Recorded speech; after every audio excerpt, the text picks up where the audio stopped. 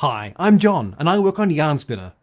Yarnspinner is a friendly dialogue tool that makes it easy to add branching conversations and dialogue to games. In Yarnspinner 2.3, we made a change to how Yarn projects work.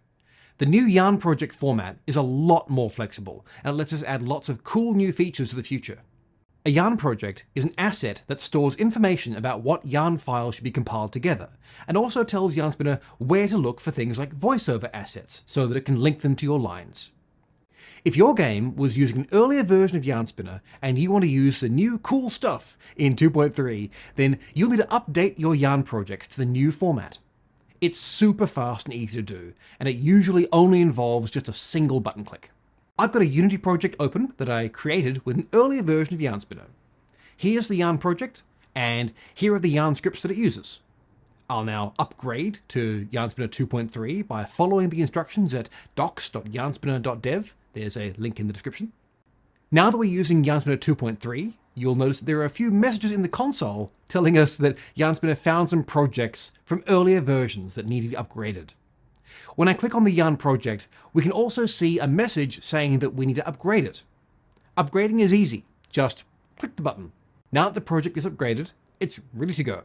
If you had any variables defined in your Yarn project, then they'll be moved out to a new separate Yarn file. If all of your Yarn scripts are in the same folder as the project and you aren't localizing your script, then you're all done and you can stop the video, check out our Patreon, don't forget to like and subscribe. There's a few differences between the new version and the old version. Yarn projects in 2.3 and above find their files by looking in the folders that you specify. Previously, you needed to manually link Yarn files to projects. By default, Yarn projects look in the same folder as the project file, because, well, that's the most common thing we've seen people do. If you have a Yarn project that uses files from elsewhere in your project, then you should enter the location to look in the source file section of the inspector.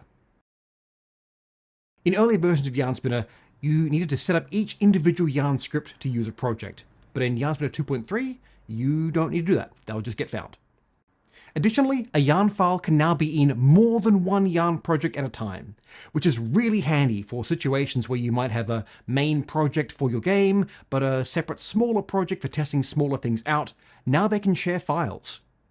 Additionally, when you upgrade a Yarn project, if you're using Yarnspinner's built-in localization system, then you'll need to set up localizations again.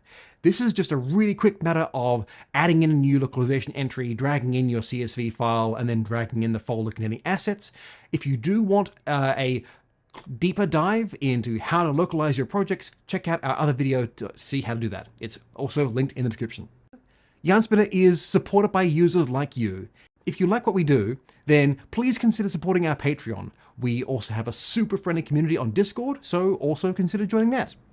If you'd like to learn more about Yarnspinner, then here are some other videos that you might like.